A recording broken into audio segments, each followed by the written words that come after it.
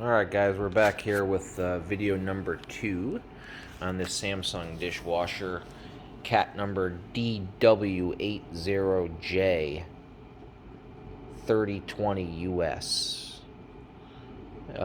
So really the diagnosis, as sort of I mentioned yesterday in video number 1, was pretty much as expected. At one point, just to recap, about a week ago we had found some rubber inside the tub down on the bottom. I identified it to be one of the door gaskets. Did a quick look, didn't have a lot of results, sort of watched the dishwasher, it stayed dry, performed, and sort of out of sight, out of mind kind of thing. Fast forward a week later, my wife's using the dishwasher. She opens the door while it's running, which basically allowed water to find its way in through the gasket that had worn away. So shame on me for not fixing it earlier, but that's what happened. So come home, we have a heavy light flashing 4 times. The machine was completely locked out. No matter what you did, shut the power off, reset it, waited 20 minutes, nothing seemed to work. Ultimately, what happens is when this thing picks up any sort of leak, there's going to be a sensor underneath the dishwasher sitting in a little cavity, and the water filters itself in there, and that sensor gets wet and it locks itself out. So you had to get that sensor dry. So again, 2 ways to sort of do that. Either pull the dishwasher out, the more immediate way, the more more difficult way would be, but would allow you to get it done faster, would be pull the dishwasher out completely, get it on its side, get that cover removed, dry out that sensor. I opted to do the lazy man way and just let it sit for a day. Time evaporation occurs, and the sensor dries. So come home today, and the thing has now been reset. So we got through that. Then the next question is, how do I prevent this from happening? So ultimately what I found was the lower door seal, part number DD David 62-00048A as an apple. That's 48 as an apple, not 43, 48. 43 is the common gasket that you're going to see that goes all the way up, over, and down, and that's connected to the tub base. The seal that we're talking about, 48A. Unfortunately, not a lot of information online. And that's really because Samsung has stuck it to their consumer and discontinued a rubber item, a wearable part, and have left you hanging. So options were limited: replace the dishwasher or replace the gasket. So we've gone ahead and got the gasket out.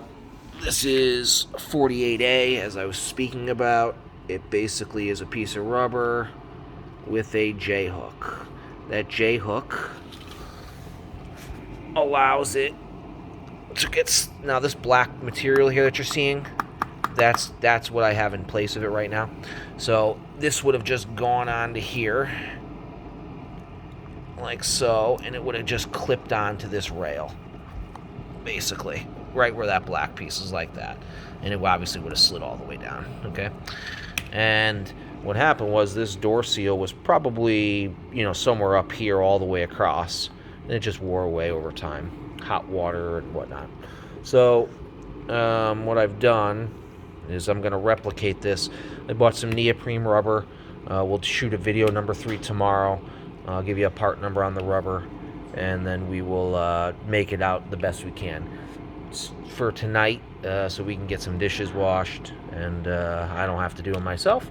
I've gone ahead and I've taken some Formex. This is something we use in the electrical industry, but it's closer to plastic than it is rubber, but it will work for the time being for a night or so.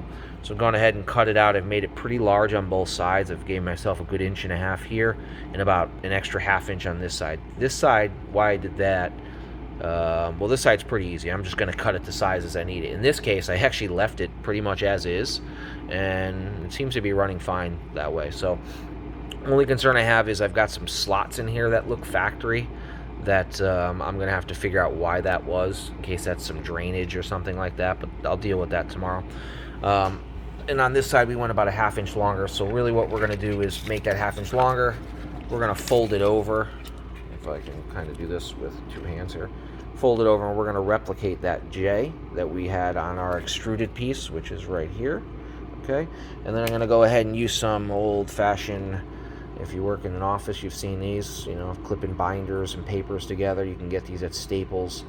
You probably should get the stainless steel ones, though they're probably some cheap alloy of stainless steel, but probably will hold up a little bit better. For the time being, this is what I had, this is what I used. So I've gone ahead and I basically took one of these pieces, made it, folded it over, and I've gone ahead and stuck it in there, and as you can see, it's in its place. It's you know, hanging in there. I've got one clip down on this side, and I've got one clip down on this side right here. Okay, and I've gone ahead and removed those little silver arms, because if you don't, when you open the door, that's going to hit you. And just to kind of get to this point, if you're unsure, you have to obviously take the front door off. You'll have some Torx head screws on the inside of this door going all the way down, and then you'll have a couple on this side, and there's a couple of tabs here that the metal frame lock into. So once you kind of get those screws, the front cover comes off really easy, and you can get access at this lower door seal. And when you open the door just a little bit, that releases pressure. You can just basically pull the old one out very easily and go ahead and make up something. So tomorrow we'll do in video number 3, where I make my final piece and we get it all put in. So that's where we're at, and look for video number 3 tomorrow.